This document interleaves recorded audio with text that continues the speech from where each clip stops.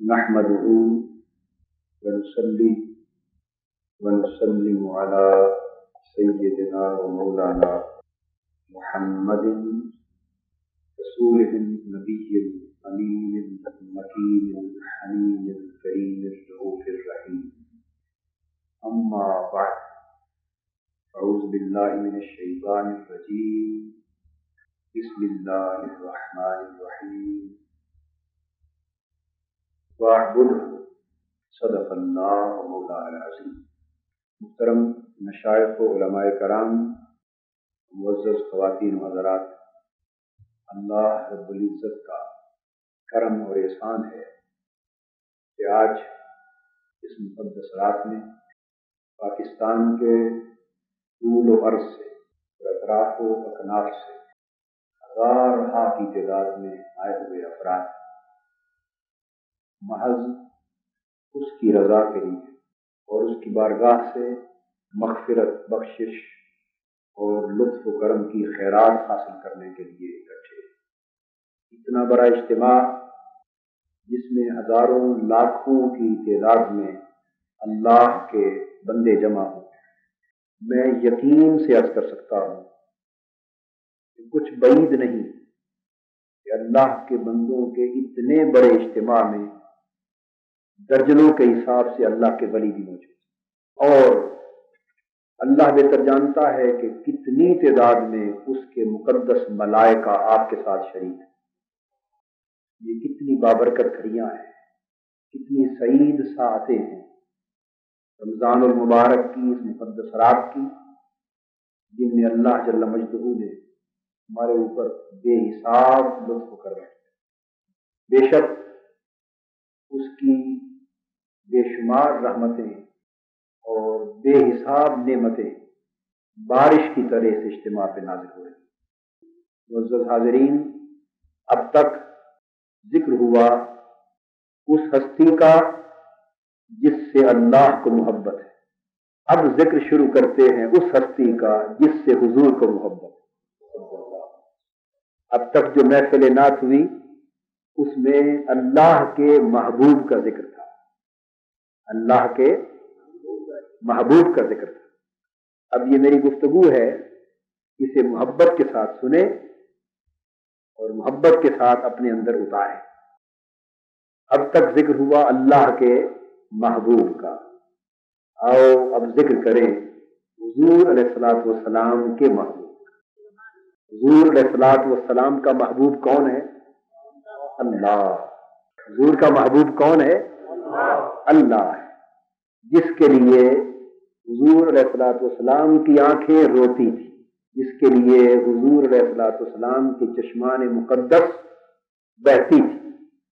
رات کی تنہائیوں میں جس کے لیے حضور علیہ الصلوۃ والسلام کے سینہ اقدس میں عشق و محبت کی آگ اس طرح جلتی جس طرح ہنڈیا پکتی، اور آنسو اس طرح بہتے جیسے بارش کی جھڑی لگ گئی، اور ریش مبارک اس طرح تر ہو جاتی جیسے کوئی شے پانی سے تر ہو جاتی، اور مصلی مبارک تر ہو جاتا آنسوؤں کی برسات کے ساتھ. اب ہم ذکر شروع کر رہے ہیں اس ہستی کا جو حضور کے محبوب ہے صلی اللہ علیہ وسلم. اللہ کا ذکر، اور اللہ کے مقرب بندے ہمیشہ اللہ کے ذکر سے انس پاتے رہے، اور اللہ کے ذکر سے ان کے دل و جان کو لذت اور راحت ملتی رہی.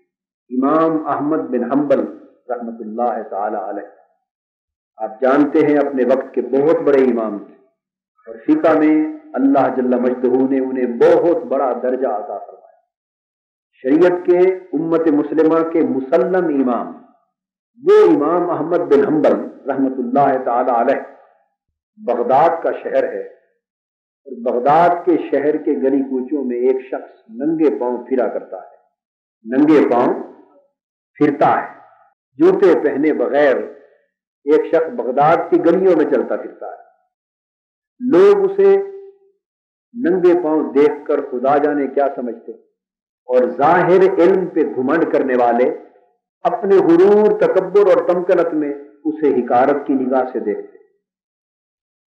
لیکن مخلوق اللہ کی دیکھ کر حیران ہو جاتی ہے کہ امام احمد بن حنبل اس ننگے پاؤں پھرنے والے مست کے پیچھے پیچھے چلتے، جدھر وہ جاتے ہیں امام احمد بن حنبل بھی ساتھ ساتھ چلتے، وہ درویش وہ مست جہاں بیٹھتا ہے امام احمد بن حنبل بھی بیٹھ جاتا، اور اس ننگے پاؤں چلنے والے شخص کا نام ہے بشر حافی۔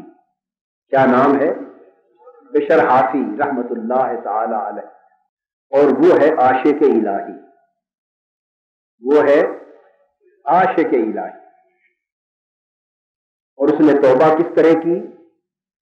فسق و فجور کی زندگی میں اپنے اوائل دور میں حضرت بشر حافی لت پت تھے، فسق و فجور کی زندگی، نشے کی حالت میں رہتے، شراب خانے سے محبت اور دوستی۔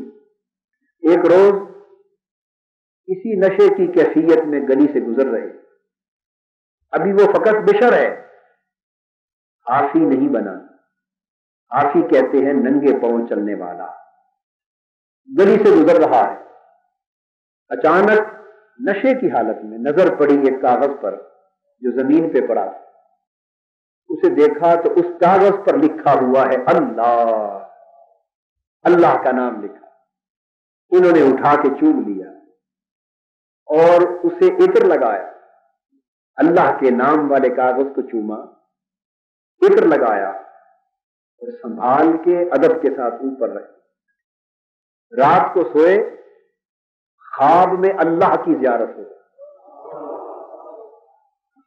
خواب میں اللہ کی زیارت ہو گئی۔ ذالک فضل اللہ یؤتیہ من یشاء، یہ اللہ کا فضل ہے، جس کو چاہتا ہے عطا کر دیتا۔ وہ پھر نہیں دیکھتا، جب اپنا فضل کرنے پہ آتا ہے وہ نہیں دیکھتا، چونکہ اس کے فضل پر کوئی قید نہیں۔ اللہ کا دیدار ہو گیا خواب میں، اللہ پاک نے فرمایا بشر تو نے میرے نام کو معطر کر دیا، مجھے اپنی عزت کی قسم میں دنیا اور آخرت میں تیرے نام کو معطر کر دوں، دنیا و آخرت میں تیرے نام کی مہک پھیلا دوں، لوگ جب بھی تیرا نام لیں گے لطف پائیں۔ اور آج تک اہل حال اور اہل دل حضرت بشر حافی کا نام لیتے ہیں تو لطف پاتے ہیں، یہ اس نام سے محبت کا ثمرہ۔ میں اس بشر حافی کی بات کر رہا، ان کے پیچھے پیچھے امام احمد بن حنبل رحمت اللہ تعالی علیہ پھرتے ہیں۔ لوگ پوچھتے ہیں کہ اے امام علی مقام، آپ کا فقہ و شریعت میں اتنا بلند درجہ ہے اور یہ ننگے پاؤں والا مست درویش خدا جانے کچھ جانتا بھی ہے یا نہیں، اتنا بڑا امام وقت کا ہو کر اس کے پیچھے پھرتا ہے، اس کی کیا وجہ ہے؟ امام احمد بن حنبل جواب دیتے ہیں، وہ جواب سننے والا ہے، فرماتے ہیں لوگوں بے شک شریعت کا علم تو اللہ نے مجھے زیادہ دیا ہے، لیکن اللہ کو وہ مجھ سے زیادہ جانتا ہے،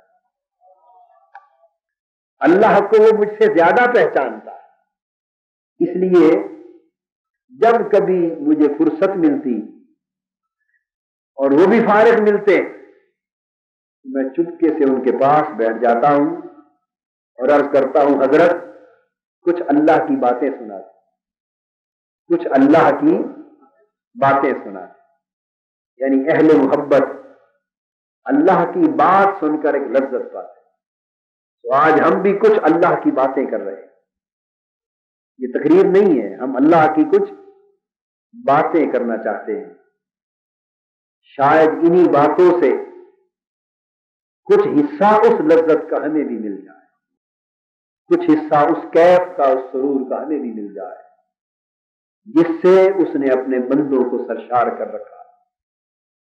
قرآن مجید کی جو آیہ کریمہ میں نے پڑھی اس میں اللہ تبارک و تعالی نے ارشاد فرمایا مخلصین لہ الدین، ارشاد فرمایا اس کی بندگی اختیار کر، خالص اس کا بندہ بنتے ہو، اس کی عبادت کرو، خالص اس کا بندہ بنتے ہو۔ یہ حکم دیا حضور علیہ الصلوۃ والسلام کہ محبوب اس کی بندگی اختیار کر، خالص اسی کا بندہ بن۔ دوسرے مقام پر حضور علیہ الصلوۃ والسلام کی امت کو حکم دیا، لوگوں اللہ کی بندگی اختیار کر اور بندگی میں خالص ہو جا۔ ہماری آج کی اس گفتگو کا موضوع ہے اخلاص۔ کیا موضوع ہے؟ اخلاص، کہ اللہ کے تعلق میں اخلاص کیا ہے۔ معزز حاضرین، حقیقت یہ ہے کہ آج سب سے بڑھ کر کمی اسی شے کی۔ ہم عبادتیں بھی کرتے، روزے بھی رکھتے، قرآن مجید کی تلاوت بھی کرتے، نمازیں بھی پڑھتے، تسبیح استغفار بھی کرتے، مجاہدات بھی کرتے، محنت اور مشقت بھی کرتے، صدقہ و خیرات بھی دیتے، جہاں تک ہو سکتا ہے حسب بساط اور حسب استطاعت نیکیاں کرتے، مگر الا ماشاء اللہ اخلاص کی کمی رہتی۔ اللہ کے تعلق میں جب تک اخلاص پیدا نہ ہو تب تک بندگی نہیں بنتی۔ قبل اس کے کہ ہم اللہ کی بارگاہ میں دعا کی طرف راغب اور دعا کے لیے ہاتھ اٹھائیں، ہم اس دعا سے پہلے چاہتے ہیں کہ کچھ اس کے تعلق میں اخلاص کو سمجھ لیں، تاکہ ایک ذرہ اس اخلاص کا نصیب ہو جائے اور اس اخلاص کا چراغ دل میں جلا کر پھر مولا سے مانگیں، پھر دعا کی طرف ہاتھ اٹھائیں۔ اخلاص سے مراد کیا ہے؟ اخلاص سے مراد ہے اپنی بندگی اور اپنی زندگی کو اللہ کے لیے خالص کر دینا۔ اپنی بندگی اور اپنی زندگی کو اللہ کے لیے خالص کر دینا، اور اللہ کی رضا کے سوا اور فقط اللہ کے سوا نہ بندگی میں کوئی اور مقصود رہے اور نہ زندگی میں کوئی اور مقصود رہے۔ جینا بھی فقط اسی کے لیے ہو جائے اور مرنا بھی فقط اسی کے لیے ہو جائے۔ قل ان صلاتی و نسکی و محیایا و مماتی للہ رب العالمین۔ میرے محبوب صلی اللہ علیہ وآلہ وسلم میرے بندوں کو بتا دو کہ اخلاص یہ ہے کہ میری نماز، میری قربانی اور میرا جینا اور میرا مرنا سب کچھ خالصتاً اللہ کے لیے۔ گویا میری زندگی میں اللہ کے سوا اور کوئی مقصود و مطلوب نہیں۔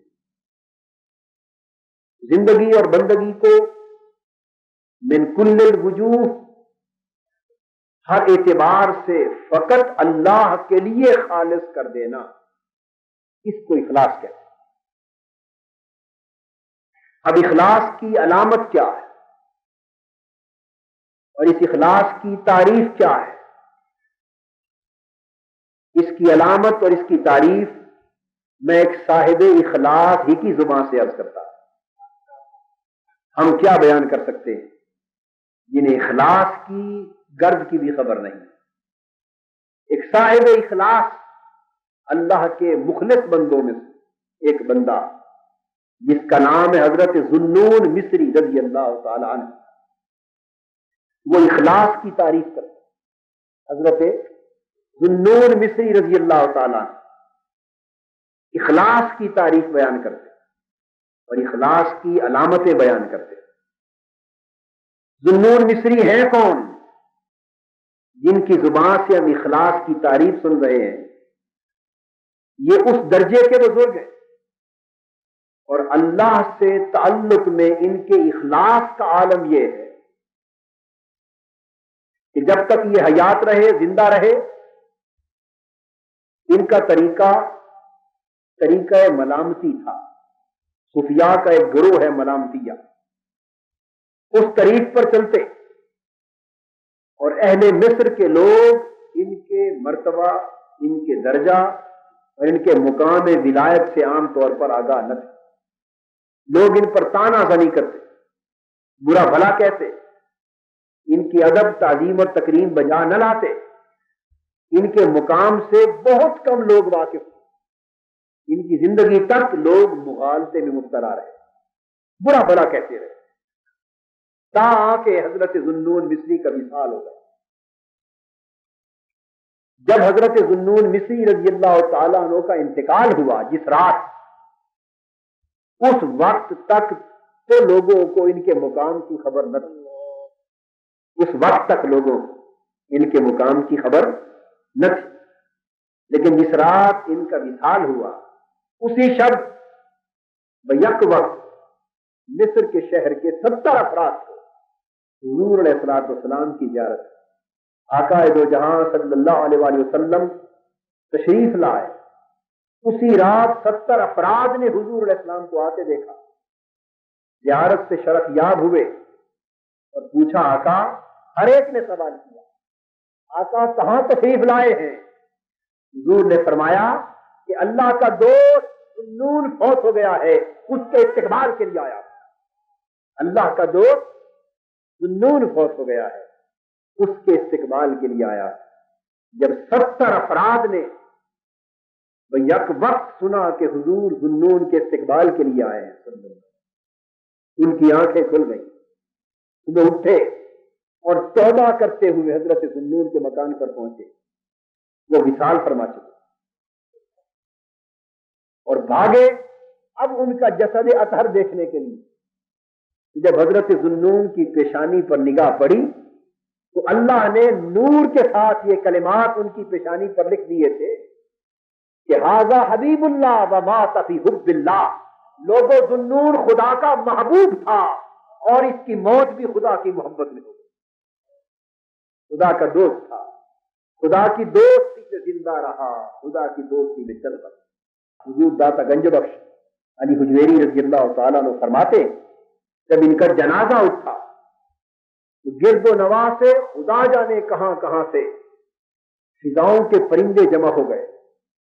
پروں کے ساتھ پر ملا کر انہوں نے ایک بہت بڑا سائبان بنا لیا. گرمیوں کا موسم تھا اور ان کے جنازے کے اوپر فضا میں پرندوں کا سائبان چلتا رہا جب تک یہ دفن نہ ہوئے سائبان بنا رہا. جو اللہ کی محبت میں خالص ہو جاتے ہیں پھر اللہ ان کی محبت کا بھرم اس طرح رکھتا ہے. یہ وہ ذوالنون مصری رضی اللہ تعالیٰ عنہ. ان سے پوچھا گیا کہ حضرت اخلاص کی علامت کیا ہے؟ فرماتے ہیں اخلاص 3 شرطوں سے عبارت، 3 علامتوں سے عبارت.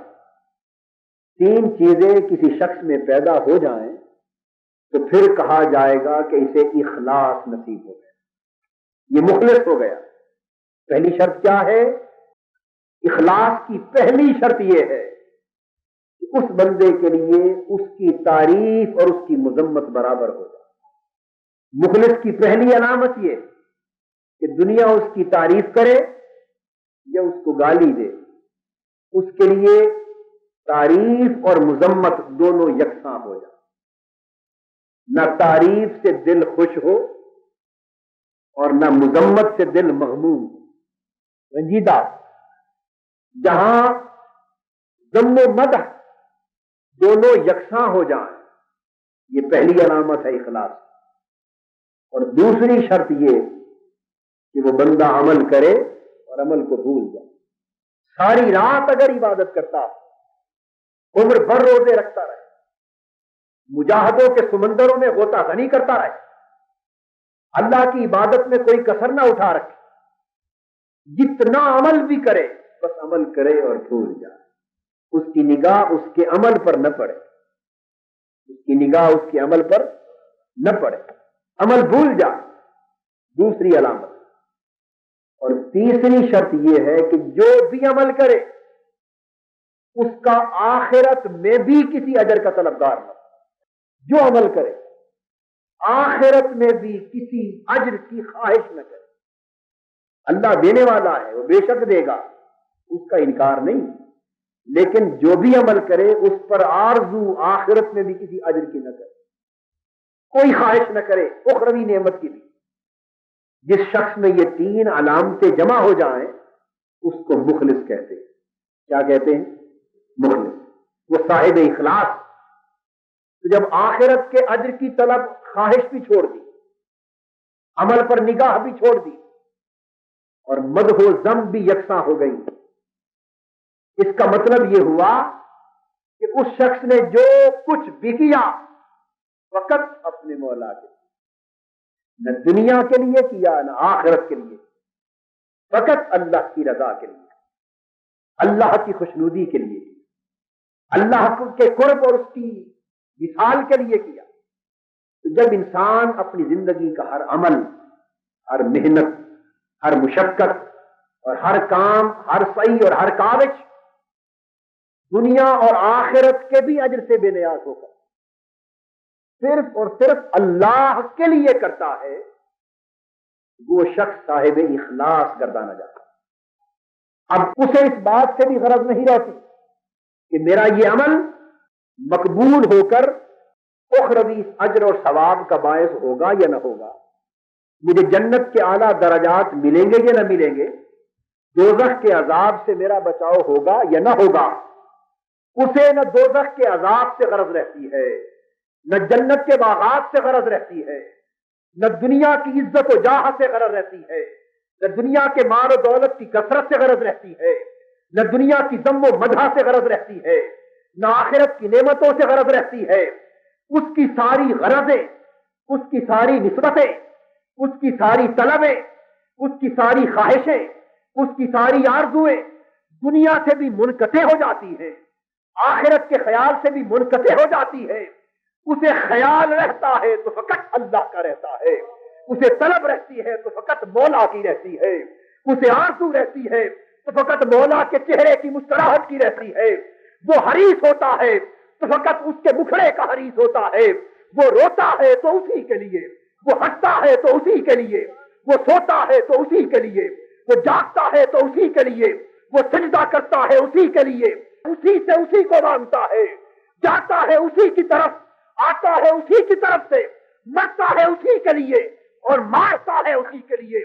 نہ دنیا کی کوئی شے اس کی غرض باقی رہ گئی، نہ آخرت کی کوئی شے اس کی غرض رہ گئی. رب ہی اس کی غرض رہ گیا، رب ہی اس کی طلب رہ گیا، رب ہی اس کی محبت رہ گئی، رب ہی اس کا محبوب رہ گیا.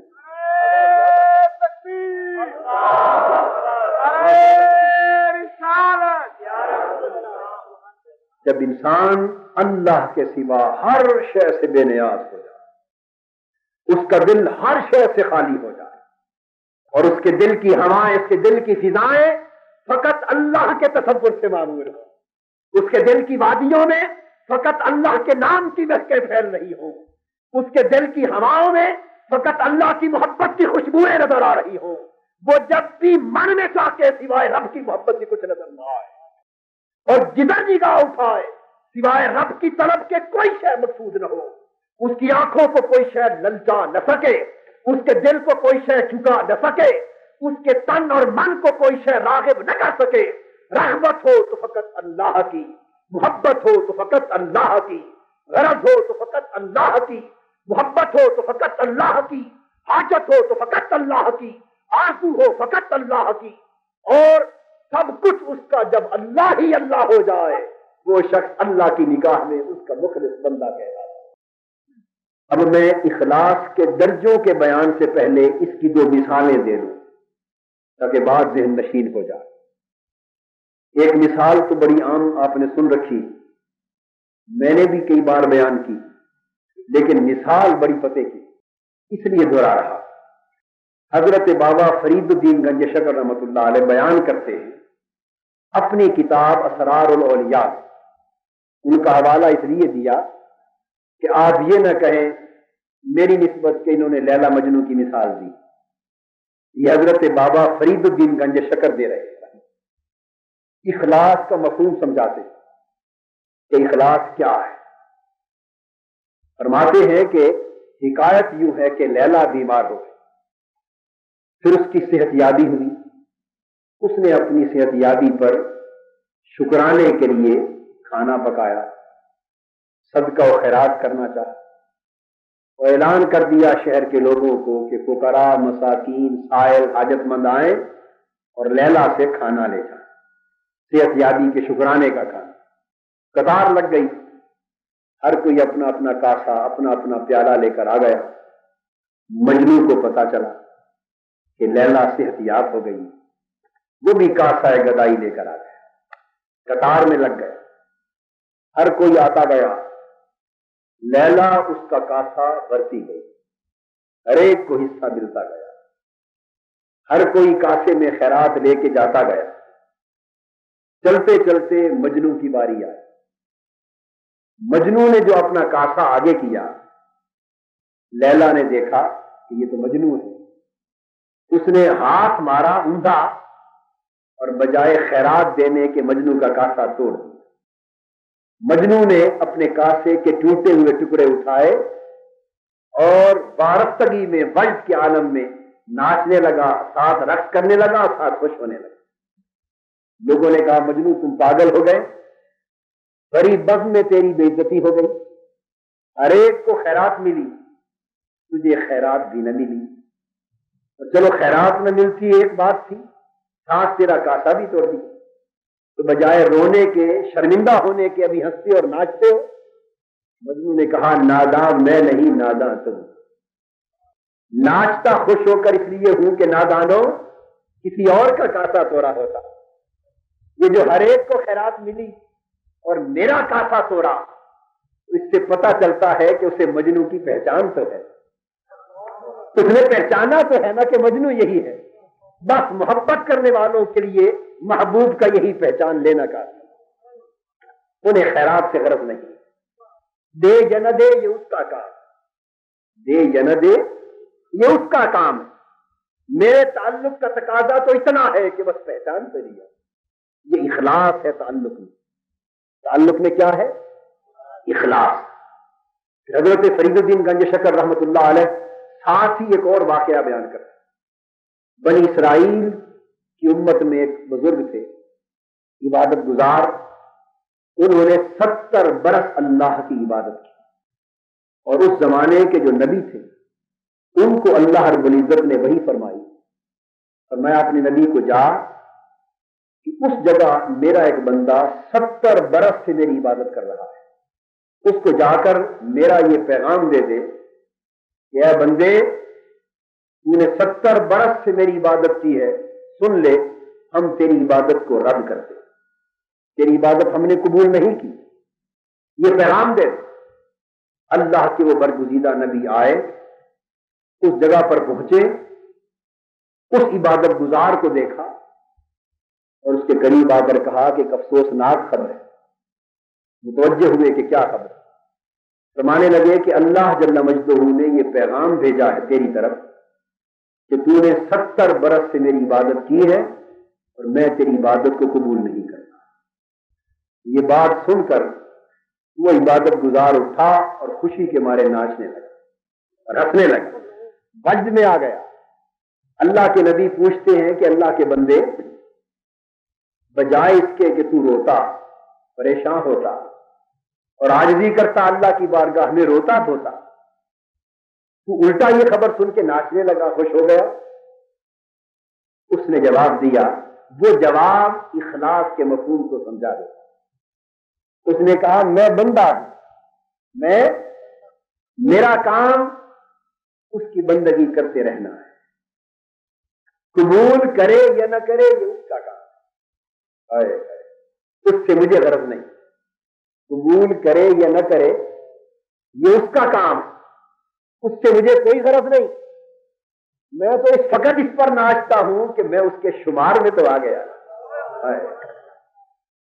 اس نے یہ جو کہلا بھیجا کہ 70 برس سے تو نے عبادت کی اور ہم تیری عبادت قبول نہیں کرتے، بس میرا کام بن گیا، اس کے شمار میں تو آ گیا، قبول کرے یا نہ کرے یہ اس کا کام ہے، مجھے کیا کرنا، اس کے شمار میں آ گیا، بس میری بات بن گئی۔ یہ واقعات بابا صاحب بیان کر کے اس تصور کو واضح فرماتے ہیں کہ تعلق میں اخلاص یہ ہے کہ بندہ اجر سے بھی بے نیاز ہو جائے، اس کی عبادت قبول کی گئی یا نہ کی گئی، اس پہ اسے جنت ملے گی یا نہ ملے گی، جب تک بندہ اس تصور سے بھی بے نیاز نہیں ہو جاتا اس وقت تک وہ صاحب اخلاص نہیں ہوتا.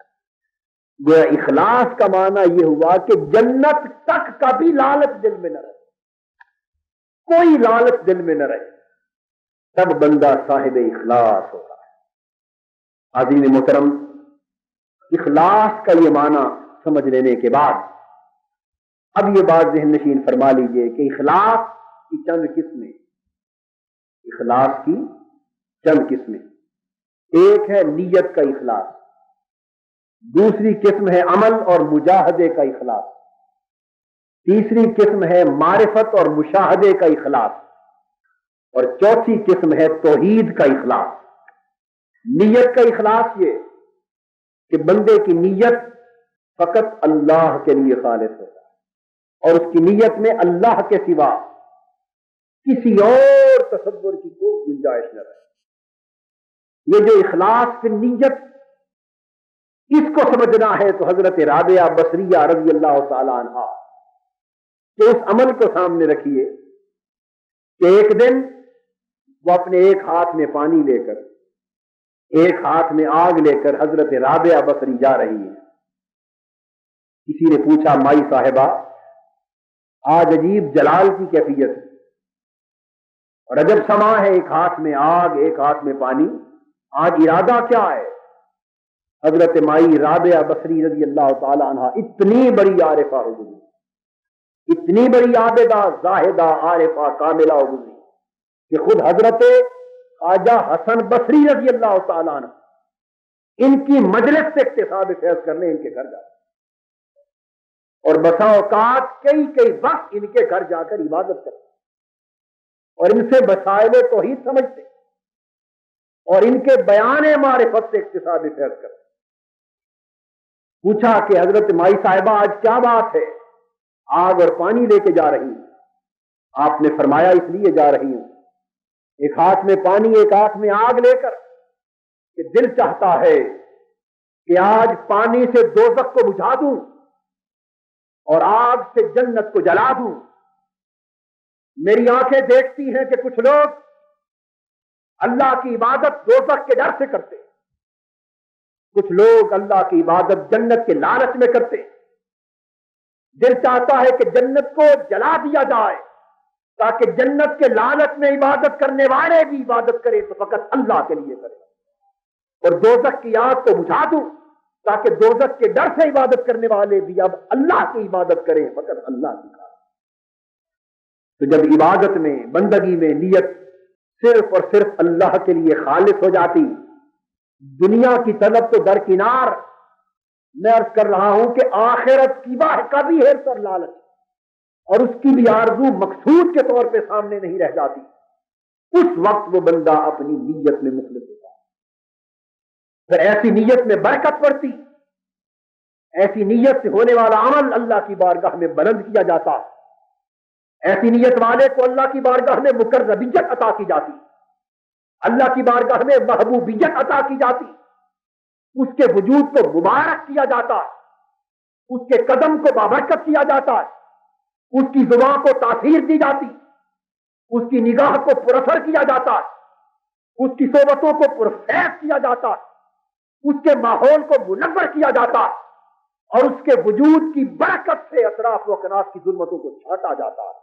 یہ نیت کے اندر اس حسن کے باعث, اس اخلاص کے باعث ایک نور پیدا ہوتا ہے. وہ نور من کے اندر چشمے کی طرح ابلتا ہے اور پھر تن کے اندر سے نور چھن چھن کر باہر نکلتا ہے, اور حسن نیت رکھنے والا شخص دنیا کے کسی بھی بڑے سے بڑے طاغوت اور کسی بھی بڑے سے بڑے قارون اور بڑے سے بڑے فرعون کے سامنے خوف زدہ نہیں ہو سکتا, اس لیے کہ اس کی نیت کو اللہ کے اخلاص کی وجہ سے طاقت نصیب ہو جاتی. یہ نیت کا اخلاص. اس کے بعد عمل اور مجاہدے کا اخلاص. میں ایک ایک مثال عرض کروں گا ہر درجے کو سمجھانے کے لیے. عمل اور مجاہدے کے اخلاص کی مثال یوں سمجھیں, اسے بھی حضرت ذوالنون مصری رضی اللہ تعالیٰ عنہ بیان کرتے. فرماتے ایک روز میں بیت المقدس سے کسی اور طرف سفر کو جا رہا تھا, راستے میں میں نے ایک بڑھیا خاتون کو دیکھا. قربان جائیں ان خواتین کی روحانی عظمت پر کہ وہ عورتیں ہو کر کتنے بلند مقام کو پہنچی، اور ہم نام کے مرد ہیں، ہم نام کے مرد ہیں اور اخلاص کی راہ سے بھی بے خبر ہیں. ایک بوڑھی خاتون کو دیکھا، اس کی ہاتھ میں لکڑی تھی، جھک کے چلی آ رہی تھی. جب وہ میرے قریب آئی تو میں نے پوچھا من این، اے بزرگ خاتون، اما جان آپ کہاں سے آ رہی ہیں؟ قالت من اللہ، اس نے کہا اللہ کی طرف سے آ رہی ہے. ذنون مصری فرماتے ہیں پھر میں نے پوچھا الی این، اے بزرگ خاتون کدھر کو جا رہی ہے؟ قالت الی اللہ، اور میں اللہ کی طرف جا رہی ہوں. فرماتے ہیں میں ان کا حال سمجھ گیا. میری جیب میں کچھ دینار تھے، میں نے سفر کی وجہ سے ان کی خدمت کرنا چاہا. جب ان کی خدمت میں دینار پیش کرنا چاہے تو اتنی بلند رتبہ خاتون سفر میں ہے، چلو کچھ خدمت کر لیں. اس نے انکار کر دیا، کہا کہ میں اللہ کے لیے کام کرتی ہوں اور اللہ ہی سے اجرت لیتی ہوں، اور اللہ کے سوا کسی اور سے کچھ حاصل نہیں کرتی. اس مقام کو بیان کر کے کشف المحجوب میں حضرت داتا گنج بخش علی حجویری رضی اللہ تعالیٰ عنہ بیان کرتے فرماتے اس خاتون کا یہ جواب اس امر کی طرف اشارہ کر رہا تھا کہ مردان حق کا اخلاص یہ ہے اور مردان حق کا تعلق باللہ یہ ہے کہ وہ جو کچھ کریں فقط اللہ کے لیے کریں اور اللہ کے سوا نہ دنیا میں کسی شے کے طالب ہو نہ آخرت کی نعمتوں میں سے کسی شے کے طالب. ان کا ہر عمل اور ہر مجاہدہ فقط اللہ کے لیے، ان کا جینا مرنا اللہ کے لیے. جب انسان اپنے ہر عمل کا اجر فقط اللہ سے لیتا، اور یہ سبق حضور علیہ الصلوۃ والسلام نے عطا کیا، میں قل لا اسألکم علیہ اجرا، میرے محبوب اس امت کو اخلاص کا سبق سکھا دو کہ لوگوں میں تمہاری خاطر طائف کے بازاروں میں پتھر دکھاتا ہوں، تمہاری خاطر شہر مکہ کے گلی کوچوں میں تانا زنی بھی برداشت کرتا ہوں، تمہاری خاطر میں نے دکھ اور مصائب بھی برداشت کیے، تمہاری خاطر احد کے میدانوں میں نے پتھروں سے رخسار بھی زخمی کرا لیے، تمہاری خاطر غاروں میں روتا بھی رہا، تمہاری خاطر مشقتیں برداشت کی، 3 سال تک قید و بند کی صحبتیں برداشت کی، میں نے سارے مصائب آلام اٹھائے، مشقت کی، تمہیں دعوت دی، تمہیں نجات عطا کرنے کے لیے تگودو کی، میں نے سب کچھ کیا، مگر سنو اس پوری محنت کے عوض تم سے کوئی اجر طلب نہیں کرتا، تم سے کسی اجر کا خواہش مند نہیں ہوں. ان اجری الا علی رب العالمین، لوگوں اللہ نے مجھے تمہارے اجروں سے بے نیاز کر دیا ہے، میرا اجر تو فقط میرے اللہ کے گھر میں ہے، میرا اجر فقط میرے مولا کی بارگاہ میں ہے. مجھے نہ مال و دولت کی شکل میں تم سے اجرت چاہیے، مجھے نہ دنیاوی عزت و منصب کی شکل میں تم سے اجرت چاہیے، مجھے نہ تمہاری طرف سے مقبولیت کی شکل میں اجرت چاہیے. میں دنیا کے سارے اجروں سے، دنیا کی ساری مختلف اجرتوں سے بے نیاز کر دیا گیا ہوں. میرا اجر تو فقط اللہ کی بارگاہ میں ہے، اور اللہ کی بارگاہ میں بھی اجر فقط اللہ کی رضا کا ہے. اللہ کے دین کی دعوت دینے والوں، اللہ کے دین کی تبلیغ کا فریضہ انجام دینے والوں، ہمیں اپنے گریبان میں آج کی رات اس ارشاد نبوی کی روشنی میں جھانک کر دیکھنا ہوگا کہ ہمارے بعد ہماری تقریریں، ہماری تحریریں، ہماری مجلسیں، ہماری صحبتیں کیوں بے اثر ہو گئی؟ آج ہماری کوششوں سے احوال زمانہ کیوں بدل نہیں رہے؟ آج ہماری تبلیغوں سے دلوں کی کائنات کیوں پلٹ نہیں رہی؟ آج ہماری تگودو سے لوگوں کے احوال کی اصلاح کیوں نہیں ہو رہی؟ اس لیے کہ ہم تو اللہ کے دین کا پرچار بھی دنیاوی اجر کی خاطر کرنے لگ گئے. ہماری نگاہ اللہ کی رضا کی بجائے مال و دولت کی لعنت پر پڑنا شروع ہو گئی. ہماری نگاہ اللہ کی رضا کی بجائے دنیاوی جاہ و منصب کی طرف پر مرتکز ہو کے رہ گئی. جب اللہ کا دین کاروبار سے بدل جائے، اللہ کے دین کی دعوت روزگار سے بدل جائے، اللہ کے دین کی دعوت حرص اور لالچ سے لبریز ہو جائے، اخلاص سے خالی ہو جائے، رضا الہی کا مقصود باقی نہ رہے، تو اس کاروبار میں اور منڈی اور بازار کی تجارت کے کاروبار میں اثر کے اعتبار سے کوئی فرق باقی نہیں رہ جاتا۔ اگر آج ہم اپنی دعوتوں کو باثر کرنا چاہتے ہیں، اپنی تبلیغوں کو مؤثر کرنا چاہتے ہیں، اپنی مجلسوں کو پر انقلاب کرنا چاہتے ہیں، اور یہ بگڑے ہوئے راہوں پر جانے والی نسل کو موڑ کر پھر گنبد خضرا کا راستہ دکھانا چاہتے ہیں، آج بگڑے ہوئے زمانہ کی ڈور کو موڑ کر فقط کعبہ کی مرکزیت کی طرف لانا چاہتے ہیں، آج دنیا کی محبتوں کے بتوں کے پجاریوں کو فقط اللہ کی محبت کا پجاری بنانا چاہتے ہیں، آج ہم اپنے من کی تباہی کو پھر اللہ کی محبت کے نور سے روشن کرنا چاہتے ہیں، تو ہمیں دنیا کے حرص اور لالچ سے تائب ہونا ہوگا، ہمیں دنیا کی مختلف لالچوں کی لعنتوں کا توق گلے سے اٹھا پھینکنا ہوگا۔ اللہ کے دین کی دعوت دینے والا ہو اور دنیا داروں کے دروازوں کا طواف کرے، اس پر خدا کی لعنت ہے، اس کے رسول کی لعنت ہے، دین لعنت بھیجتا ہے۔ اللہ کے دین کی تبلیغ کرنے والا ہو اور مال و دولت کا حرص مند ہو، اللہ کے دین کا نام لیوا ہو اور دنیا کا حرص دل میں رکھے اور دنیا داروں کے پیچھے پھرے، اس نے دین کو بیچا، اپنے ضمیر کو بیچا، اپنی قدر و قیمت کو بیچا، اپنے ایمان کو بیچا، اس کی دنیا بھی گئی، اس کا دین بھی گیا، اس کی آخرت بھی گئی۔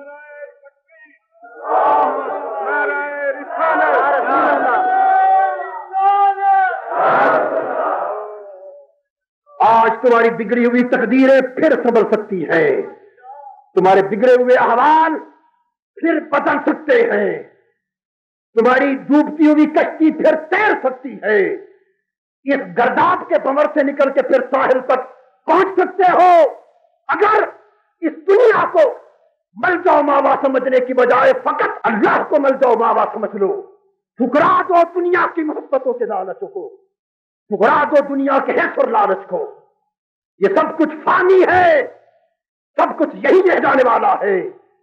تم جس طرح جب آئے تھے دونوں ہاتھ خالی لے کر آئے تھے، جاؤ گے دونوں ہاتھ خالی لے کر جاؤ گے، اس لعنت کا توق گلے سے اتار پھینکو، قیامت تک ابدی عزت تمہیں عطا کر دی جائے۔ حاضرین محترم، جب عمل میں اخلاص آ جاتا ہے تو عمل طوفان بن جاتا ہے، عمل سیلاب بن جاتا ہے، پھر بڑے سے بڑے طاقتور خس و خاشاک کی طرح اس کے سامنے بہ جاتے ہیں، دنیا کی کوئی بڑی سے بڑی طاقت اس کے سامنے رکاوٹ نہیں بن سکتی، کہ پھر وہ طاقت اس بندے کی نہیں ہوتی، خود رب کی ہوتی ہے۔ مگر شرط یہ ہے کہ ہم تو ماہل بکرم ہیں، کوئی سائل ہی نہیں، راہ دکھلائے کسے راہ رو منزل ہی نہیں، کوئی دامن پھیلا کر میرے رب سے اخلاص کی بھیک تو مانگے، کوئی دامن پھیلا کر اللہ سے سوال تو کرے کہ مولا تجھ سے تیرا سوال کرتے، کوئی سوال تو کرے۔ یہ عمل اور مجاہدے کا اخلاص، پھر اس کے بعد معرفت اور مشاہدے کا اخلاص۔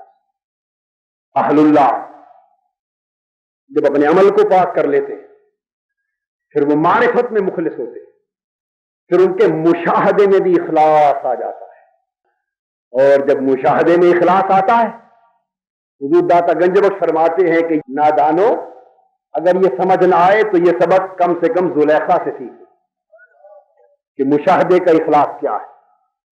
زلیخا سے کس طرح سیکھ لو؟ فرماتے ہیں کہ جب زلیخا طائب ہو گئی تو اللہ جل مجدہ نے اسے حضرت یوسف علیہ السلام کے عقد میں دے دیا، جب طائب ہو گئی تو حضرت یوسف علیہ السلام سے نکاح ہو گیا، اور جب پہلا وقت تھا طائب ہونے سے پہلے، جب نفس نے زلیخا کو بہکایا تھا اور حضرت یوسف علیہ السلام اللہ کے فضل سے بچ نکلے، اس وقت زلیخا نے کیا کیا؟ جس کمرے میں وہ حضرت یوسف علیہ السلام کے پیچھے دوڑی ان کو پکڑنے کے لیے، اس کمرے میں ایک بت پڑا ہوا تھا جس کی وہ پوجا کرتی تھی، اس نے یوسف علیہ السلام کے پیچھے دوڑنے سے پہلے ایک کپڑا بت کے منہ پر ڈال دیا۔ یوسف علیہ السلام نے پوچھا زلیخا یہ بت پر کپڑا کیوں ڈالا؟ اس نے کہا یہ میرا خدا ہے اس لیے ڈال رہی ہوں کہ میرا ارادہ بہک گیا، کہیں میرا عمل یہ دیکھ نہ لے۔ اس بت سے بھی شرم کر رہی ہے۔ اے نادانو، ہم کتنے ظالم ہیں کہ وہ اس نابینا بت سے شرم کر رہی ہے، بدی کے جذبے کے غلبے کے وقت اس بت سے شرم کر رہی ہے۔ ہماری اپنی کیفیتوں کا عالم کیا ہے کہ بینا رب کا شرم کرنا چھوڑ گئے، اس دیکھنے والے رب کا شرم کرنا چھوڑ گئے۔ خیر، وقت گزر گیا، زلیخا طائب ہو گئی، حضرت یوسف علیہ السلام سے نکاح ہو گیا۔ اب وہ زلیخا جو یوسف علیہ السلام کے پیچھے بھاگتی تھی اور منتیں اور ترلے کرتی تھی، اور یوسف علیہ السلام اللہ کے خوف سے تکتے نہ تھے اس کی طرف، اب جب وہی زلیخا حضرت یوسف علیہ السلام کی بیوی بن گئی، یعنی اسے اپنا محبوب مل گیا، جب اسے اپنا محبوب مل گیا، حضور داتا صاحب فرماتے ہیں کہ شادی کے بعد اب یوسف علیہ السلام نے اسے آواز دی اور وہ تکے نہ۔ یوسف علیہ السلام نے بلایا زلیخا، وہ نگاہیں نہ اٹھائے۔ یوسف علیہ السلام نے اس کے قریب جا کر پوچھا کہ زلیخا، میں تیرا وہی یوسف ہوں جس کے پیچھے دیوانہ وار بھاگتی تھی اور جس کی خاطر تو نے تہمت مول لے لی، آج وہی یوسف تیرے سامنے ہے، آج دیکھنا نہیں چاہتی؟ اس نے کہا، یوسف، جب تک اس یار کی محبت اور اس کے دیدار کی لذت نہ ملی تھی پاگل بنتی پھرتی رہی، جب سے اس کا دیدار کی لذت مل گئی ہے سب دیدار چھوٹ گئے۔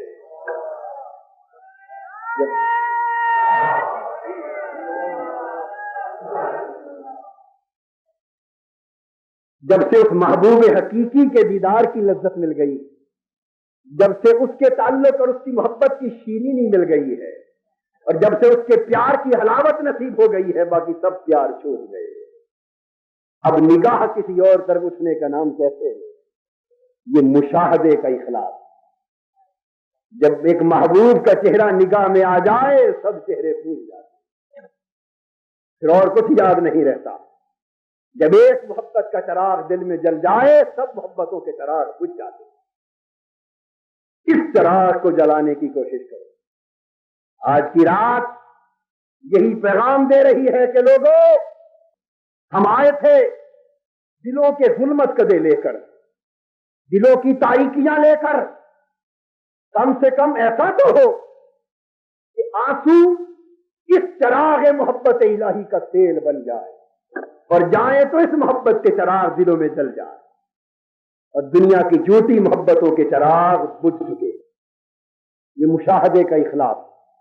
اب اس مشاہدے کے اخلاص کے لیے جو ایک اور بنیادی بات عرض کرنا چاہتا ہوں، وہ یہ کہ جب بندہ اللہ جل مجدہ کی محبت، اس کی معرفت اور اس کے مشاہدے میں غرق ہو جاتا تو کسی اور سمت نگاہ اٹھانا اس کے بس کا روگ ہی نہیں رہتا۔ پھر اس کے بعد توحید کا اخلاص آتا ہے۔ کون سا؟ توحید کا اخلاص آتا ہے۔ حضرت شیخ ابو یزید رحمت اللہ تعالی علیہ، شیخ با یزید، توحید میں اخلاص کے مقام کا بیان کرتے ہیں، اور ان کے اخلاص کا عالم کیا ہے؟ اس وقت ان کی عمر 74 برس تھی۔ کتنی برس؟ 74 برس۔ کسی نے پوچھا کہ آپ کی عمر کتنی ہے؟ فرمانے لگے 4 برس۔ فرمایا 4 برس؟ عرض کی حضرت عمر تو بہت زیادہ ہے، بڑھاپا آ گیا۔ فرمانے لگے پہلے 70 برس حجاب میں گزرے، پہلے 70 برس حجاب میں گزرے ہیں، پردے میں گزرے ہیں، محبوب سے شناسائی نہیں ہو سکی۔ زندگی اس وقت سے گن رہا ہوں جب سے شناسائی ہو گئی۔ آئے آئے، جب سے محبوب کا چہرہ آنکھوں کے سامنے آ گیا ہے، جب سے جلوہ یار آنکھوں کے سامنے ہے، تب سے زندگی شروع ہوئی۔ پہلے 70 برس زندگی میں شمار نہیں ہے۔ یہ توحید والے توحید کے اخلاص کا یہ مانا جاتا ہے۔ پھر یہی حضرت شیخ با یزید رحمت اللہ علیہ اس کیفیت کا ذکر کرتے ہیں اپنی زندگی کے مرحلوں کا۔ فرماتے ہیں کہ حج بیت اللہ کے لیے گیا، جب پہلی بار حرم کعبہ میں پہنچا اور دیکھا تو فقط کعبہ نظر آیا، فقط کعبہ نظر آیا، مایوس لوٹے، رونے لگے اور عرض کیا مولا تو نے میرا حج قبول نہیں کیا۔ فقط کعبہ نظر آیا، کعبے والا نظر نہیں آیا۔ تو مولا میں تو صرف ان پتھروں کا گھر تو دیکھنے نہیں گیا تھا۔ رو کے مجاہدہ کیا، فرمانے لگے ابھی اخلاص میں کمی، اخلاص میں پھر مجاہدہ کرتے رہے۔ فرماتے ہیں جب دوسری بار گیا، دوسری بار جو حرم کعبہ میں داخل ہوا تو کعبہ بھی نظر آیا، کعبے والا بھی نظر آیا، بیت بھی دیکھا، صاحب بیت بھی دیکھا۔ کچھ خوشی ہوئی، کچھ مغموم ہو گئے، پھر روتے ہوئے آئے، عرض کیا مولا ابھی اخلاص میں کمی ہے، ابھی اخلاص میں کمی ہے۔ پھر مجاہدہ کیا، پھر محنت کی۔ جب تیسری بار پہنچے حرم کعبہ میں، جدھر نگاہ اٹھاتے فقط کعبے والا نظر آتا، جدھر نگاہ اٹھاتے فقط کعبے والا نظر آتا۔ ہر طرف محبوب حقیقی کی حسن کے جلوے جلوہ گر نظر آتا۔ اینما تولوا فثم وجہ اللہ، جدھر نگاہ اٹھاؤ ادھر رب کے حسن کے جلوے۔ جگ میں آ کر ادھر ادھر دیکھا، جگ میں آ کر ادھر ادھر دیکھا، تو ہی آیا نظر جدھر دیکھا۔ تو جب فقط اللہ نظر آیا اور باقی ہر شے نگاہوں میں معدوم ہو گئی، انہوں نے سمجھا یہ توحید میں اخلاص۔ لیکن جب پلٹے اللہ کی طرف سے ندا آئی، فرمایا کہ بایزید تو نے سمجھا کہ تیری توحید مکمل ہو گئی؟ نہیں، یہ تیرا محال تھا۔ تو اگر سارے عالم کو دیکھتا، سارے عالم کو دیکھتا اور خود کو نہ دیکھتا تو صاحب توحید تھا۔ اور اگر سارا عالم نظر نہ آئے، تیری انا تجھے نظر آتی رہے تو سارا عالم معدوم ہو جائے، پھر بھی تو نقطۂ توحید کو نہیں پاتا۔ جوہر توحید اس وقت ملتا ہے جب بندہ اپنے ہونے کو رب کے ہونے میں ختم کرے، اپنے ہونے کو رب کے ہونے میں ختم کرے۔ رب کی معرفت میں جب اس کی اپنی ہویت ختم ہوتی ہے، اس کی انا ختم ہوتی ہے، اس کی خودی ختم ہوتی ہے، اور پھر رب کی ذات اس کے حسن کے جلوے ہر سو آشکار ہوتے ہیں، تب وہ شخص توحید میں صاحب اخلاص۔ حاضرین محترم، یہ اخلاص کے جو درجے میں نے عرض کیے، یہاں عرفاء کرام صاحب اخلاص کو مخلص کہتے اور اس کی تقسیم کرتے، اور تقسیم کرتے ہیں کہ کچھ لوگ مخلص ہوتے اور کچھ لوگ مخلص ہوتے۔ مخلص لام کے نیچے زیر اور مخلص میں لام کے اوپر زبر۔ مخلص فاعل ہے اور مخلص مفعول ہے۔ مخلص وہ ہوتے ہیں جو باقی و صفت، مخلص وہ ہوتے ہیں جو فانی و صفت۔ یعنی مخلص وہ ہے جو اپنی کوشش سے اخلاص کو حاصل کرتا اور اپنے اخلاص کی حفاظت خود کرتا۔ مخلص وہ ہے جو اپنے اخلاص کی حفاظت خود کرتا ہے، اور مخلص وہ ہے جس کے اخلاص کی حفاظت خود خدا کرتا، جس کے اخلاص کی حفاظت خود خدا کرتا۔ اس راہ میں مخلص مرید کہلاتے اور مخلص مراد کہلاتے۔ جب تک بندہ مخلص رہتا ہے، شیطان کے حملے اس کے اوپر جاری رہتے، شیطان بہکانے کے لیے حملوں کو جاری رکھتا ہے۔ لیکن مخلص جب اللہ کی طرف سے حفاظت میں آ جائے اور اسے مخلص بنا دیا جائے تو پھر شیطان کے حملے صرف ختم ہی نہیں ہو جاتے، بلکہ شیطان اس کے قریب بھی بھٹکنے کا نام نہیں دیتا۔ جیسا قرآن مجید نے بیان کیا کہ شیطان نے قسم کھائی، فَبِعِزَّتِكَ لَأُغْوِيَنَّهُمْ أَجْمَعِينَ، اے اللہ مجھے تیری عزت کی قسم کہ میں تیرے سارے بندوں کو گمراہ کر کے چھوڑوں، ان پر حملے کروں گا، تیرے بندوں کو بہکاؤں گا، انہیں گمراہ کروں گا، صراط مستقیم سے ہٹاؤں گا، انہیں گمراہیوں اور ضلالتوں کے چکر میں پھنساؤں گا۔ رب کائنات نے فرمایا کہ شیطان کیا کہہ رہا ہے، کیا میرے سارے بندوں پر حملہ کرے گا؟ اس نے فوراً کہا نہیں، الا عبادک منہم المخلصین، تیرے وہ بندے جن کو تو نے مخلص بنا دیا، جن کے اخلاص کی حفاظت کا تو نے ذمہ لے لیا، جنہیں تو اپنے دامن حفاظت میں لے لیا ہے باری تعالیٰ، ان کے قریب بھٹک نہیں سکتا۔ تو لوگوں پتہ یہ چلا کہ مخلص بندہ وہ ہے جس کے اخلاص کی حفاظت خود رب کائنات فرما رہا ہو، جس کے قریب شیطان کو بھٹکنے کی جرت نہ ہو۔ تو اگر تم اخلاص کی دولت پانا چاہتے ہو اور خود مخلص بننا چاہتے ہو تو کوئی راستہ نہیں سوائے اس کے کہ مخلصوں کی صحبت میں چلے جاؤ۔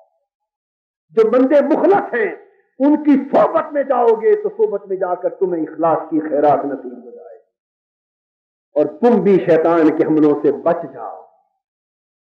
مخلص مرید ہے، مخلص مراد ہے، مخلص طالب ہے، مخلص مطلوب ہے، مخلص محب ہے، مخلص محبوب ہے، مخلص منتظر ہے، مخلص اللہ کی بارگاہ کا منتظر ہے۔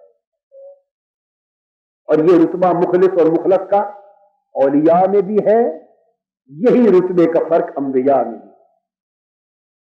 انبیاء کرام بڑے بڑے جلیل القدر انبیاء اللہ کی بارگاہ میں اپنے درجہ نبوت میں مخلص رہے، اپنے درجہ نبوت میں انبیاء مخلص رہے، اور آقا دو جہاں صلی اللہ علیہ وآلہ وسلم کو اللہ نے درجہ مخلصیت عطا کی۔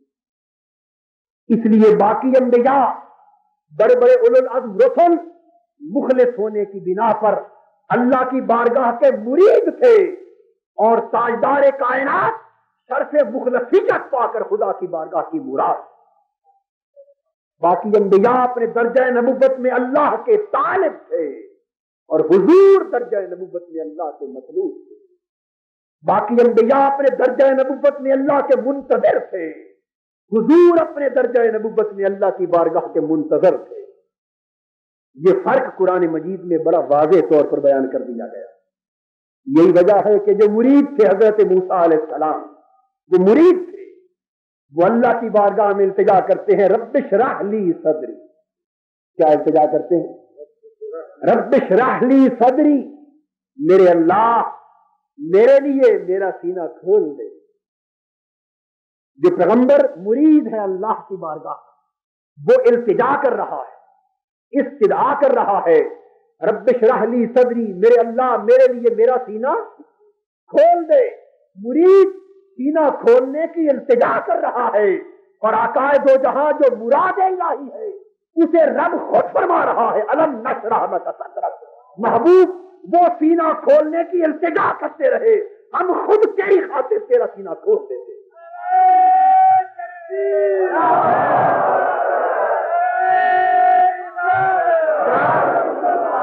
کیا ہم نے تیری خاطر تیرا سینہ کھول نہیں دیا؟ وہ مانگتے رہے کہ شرع صدر ہو، ادھر شرع صدر عطا ہوتا رہا۔ وہ مرید ہیں، یہ مراد، وہ مخلص ہیں درجہ نبوت میں، یہ مخلص جو التجا کرتے رہے تو پر آ کر کے رب ارنی انظر الی، میرے اللہ مجھے دکھا، میں تیری طرف تکنا چاہتا ہوں، میں تجھے تکنا چاہتا ہوں۔ وہ انظر الیک کی التجا کرتے رہے اور یہ پیغمبر اللہ کی بارگاہ کے مخلص منتظر ہیں، انظر الیک کی التجا کرتے ہیں۔ ادھر ندا آتی ہے الم تر الی ربک، محبوب کیا تو نے اپنے رب کو نہیں دیکھا؟ وہاں التجا ہو رہی ہے کہ تجھے دیکھنا چاہتا ہوں، ادھر پردہ اٹھا کر پوچھا جا رہا ہے الم تر الی ربک کیف مد الظل، محبوب کیا تو نے نہیں دیکھا پردہ اٹھا کر رب کو؟ ادھر التجا ہے انظر الیک، ادھر حکم ہے الم تر الی ربک۔ وہ مرید ہے، یہ مراد ہے، وہ مخلص ہے، یہ مخلص ہے۔ جو انبیاء مرید تھے وہ اللہ کی بارگاہ میں حاضر ہوتے، حاضر ہو کے انہیں حکم ہوتا افعل ما تؤمر، کہ کر جو حکم تجھے ملا ہے۔ وہ مرید ہو کر آتے، ان کے لیے حکم کیا تھا؟ افعل ما تؤمر، کریے جو حکم ملا، اور جو پیغمبر مراد بنایا گیا اسے حکم ملا وَلَسَوْفَ يُؤْتِيكَ رَبُّكَ فَتَرْضَىٰ، کہ رب تیری خاطر وہ کچھ کر دے گا کہ تو راضی ہو جائے۔ حضرت ابراہیم علیہ السلام مرید ہیں، التجا کرتے ہیں، لا تخزنی یوم یبعثون، میرے اللہ جس قیامت کے دن سب اٹھائے جائیں اس دن شرمسار نہ کرنا۔ جو مرید پیغمبر ہے وہ التجا کر رہا ہے کہ جس قیامت کے دن ہر کوئی اٹھایا جائے گا، پیغمبر التجا کر رہا ہے میرے مولا مجھے شرمسار نہ کرنا، وہ شرمساری سے بچنے کی التجا کر رہا ہے۔ ادھر مراد کو فرمایا جا رہا ہے اچھا جب آتا کا رب کا مقام محمود، محبوب قیامت کے دن تجھے وہاں بٹھایا جائے گا جس کا نام مقام محمود ہے۔ ادھر التجا ہے بچاؤ کی، ادھر اٹھا کر بٹھایا جا رہا ہے۔ جو انبیاء مخلص بنائے گئے، جو انبیاء مرید بنائے گئے بارگاہ الوہیت کے، وہ اللہ کی بارگاہ میں حاضر ہو کر وہ التجا کرتے رہے رب اوزعنی ان اعمل صالحا ترضاه، میرے اللہ ہمیں اس عمل کی توفیق عطا کر کہ جو عمل کریں اور تو راضی ہو جائے، ہمیں وہ عمل عطا کر کہ جو عمل کریں تو تو راضی ہو جائے۔ مرید انبیاء یہ مانگتے رہے اور مراد کو یہ فرمایا جاتا رہا فَلَنُوَلِّيَنَّكَ قِبْلَةً تَرْضَاهَا، محبوب کی طرف تو راضی ہے ادھر ہی کو پھیر دے۔ خدا کی رضا چاہتے ہیں دو عالم، خدا کی رضا چاہتے ہیں دو عالم، پڑھیے خدا کی رضا چاہتے ہیں دو عالم، خدا چاہتا ہے رضائے محمد، خدا چاہتا ہے رضائے محمد، خدا چاہتا ہے رضائے محمد۔ فَلَنُوَلِّيَنَّكَ قِبْلَةً تَرْضَاهَا، محبوب وہ آپ اٹھا اٹھا کر مجھ سے میری رضا کی خیرات مانگتے ہیں۔ کوئی رضا کی خیرات مانگ رہا ہے، کسی کو گھر بیٹھے رضا کی عطائیں آ رہی ہیں، کوئی تیر پر آ کر دیدار کی التجائیں کر رہا ہے اور کوئی گھر بستر پر لیٹا ہے جبرائیل بھیج کر بلایا جا رہا ہے۔ جو درجہ نبوت میں مخلص ہے وہ ملتجی ہے، جو درجہ نبوت میں مخلص ہے وہ ملتجا ہے۔ جو انبیاء مرید ہوئے اور مخلص ہوئے اللہ کی بارگاہ سے، وہ اللہ سے معافی مانگتے رہے، کہتے رہے لا الہ الا انت سبحانک انی کنت من الظالمین، وہ کہتے رہے ربنا ظلمنا انفسنا وان لم تغفر لنا وترحمنا لنکونن من الخاسرین۔ باری تعالیٰ اپنی جانوں پر ظلم کر بیٹھے، وہ خطاؤں کا ذکر کرتے رہے، فعصى آدم ربہ فغوى، ان کے لیے حکم ہوتا رہا کہ خطا کی فتاب علیہ، اور اس پر اللہ نے توبہ کی۔ حضرت داؤد کے لیے کہا فغفرنا لہ، جو مرید تھے ان کے درجے کے مطابق، ورنہ تو وہ خطا کے پاک تھے، ورنہ خطا تھے، یہ ان کے مقام کے مطابق جو خطائیں ان کے ہاں تھیں، ان کی نسبت کہا جاتا رہا، ان کی خطاؤں کا ذکر کیا، فرمایا خطاؤں کے ذکر کے بعد ہمیں معافی دے دے، یہ حکم ہوا کہ چلو معاف کر دیا۔ ادھر خطاؤں کے بعد معافی مانگی جاتی ہے، اور جو مراد بن کر آیا ہے اسے خطاؤں سے پہلے اگلوں پچھلوں کی خطائیں باز کرائی جاتی۔ محبوب تیری خاطر تیرے اگلوں کو بھی بخش دیا، تیرے پچھلوں کو بھی بخش دیا۔ ادھر خطاؤں کی معافی مانگی جا رہی ہے اپنے لیے مانگی جا رہی ہے، ادھر محبوب تیری خاطر تیرے اگلے بھی بخشے تیرے پچھلے بھی بخشے۔ یہ مرید و مراد کا فرق ہے، مخلص و مخلص کا فرق ہے۔ لیغفر لک، یہاں دو معنی، ایک معنی تو میں نے کر دیا نا، یہاں ضم سے مراد رشتہ دار ہے، ضم سے مراد کیا ہے؟ رشتہ دار، تعلق دار، غلام۔ لیغفر لک ما تقدم من ذنبک وما تاخر، محبوب جو تجھ سے اگلے گزرے ان کو بھی تیری خاطر بخش دیا، اور جو تیرے پچھلے آئیں گے ان کو بھی بخش دیا۔ ارے ابھی وہ پیدا ہی نہیں ہوئے، پیدا ہوں گے پھر خطائیں کریں گے، نہ پیدا ہوئے نہ خطائیں ہوئی، پہلے ہی بخش دیا۔ کیوں؟ لیغفر لک، محبوب تیری نسبت جو ہوئی۔ اور بعض احباب اس کا معنی حضوری کے گناہ کا لیتے ہیں، معاذ اللہ استغفر اللہ، بعض ضم سے مراد حضور کی خطائیں لیتے ہیں، معاذ اللہ استغفر اللہ، صرف ان کو سمجھانے کی خاطر، فقط ان کو سمجھانے کی خاطر۔ اگر ضم کا یہی معنی مراد لے لیا جائے تب بھی گناہ ثابت نہیں ہوتا، کیونکہ قرآن کہتا ہے لیغفر لک ما تقدم من ذنبک وما تاخر، محبوب اگر کوئی خطائیں کچھ سے ہو سکتی تھی تو ہونے سے پہلے بھی بخش دی، ہونے کے بعد بھی بخش دی۔ یغفر لک ما تقدم، جب ہوئی نہیں پہلے سے بخش دی تو خطا کہتے یغفر لک ما تقدم۔ محبوب اوروں کا تو یہ ہوتا ہے کہ خطائیں کرتے ہیں پھر معافی مانگتے پھرتے، اور تیری شان یہ ہے کہ خطا کے وجود سے پہلے ہم نے تو دائمی معافی دے رکھی ہے، خطاؤں سے معصوم کر دیا، اگلی بھی گئی پچھلی بھی گئی۔ جو مرید ہیں تو مراد ہے، وہ مخلص ہیں محبوب تو مخلص ہے۔ پچھلی حاضرین محترم، جو مخلص بن جاتا ہے اس کے قول کو اپنا قول گردانا جاتا ہے، اس کے عمل کو اپنا عمل گردانا جاتا ہے، اس کی رضا کو اپنی رضا گردانا جاتا ہے، پھر اس کے ہاتھوں میں جو ہاتھ دیتا ہے حکم ہوتا ان الذین یبایعونک انما یبایعون اللہ۔ اب جو تیرے ہاتھ میں ہاتھ دے رہے ہیں وہ تیرے ہاتھ میں نہیں، وہ رب کے ہاتھ میں ہاتھ دے رہے ہیں۔ ایسا حکم کسی اور کو نہیں کیا جاتا، یہ مریدوں کے لیے نہیں، یہ مرادوں کی شان ہے۔ ارے مرید کو دیکھو حضرت داؤد علیہ السلام، مرید کو دیکھو تو قرآن کہتا ہے قتل داؤد و جالوت، حضرت داؤد علیہ السلام نے قتل کیا جالوت، مارا، قتل کیا، ایک عمل کیا۔ اور قرآن نے کہا قتل داؤد و جالوت، یہ نہیں کہا کہ اللہ نے مارا، میں داؤد نے جالوت کو قتل کر دیا۔ جب مرید ہو تو وہ قتل کرتا ہے، خدا کہتا ہے داؤد نے قتل کیا جالوت کو، اور جب محبوب مراد ہو جائے تو کہتا ہے وما رمیت اذ رمیت ولکن اللہ رمی، وہ کنکریاں بھی مار دے تو کہتا ہے تو نے نہیں، رب نے ماری۔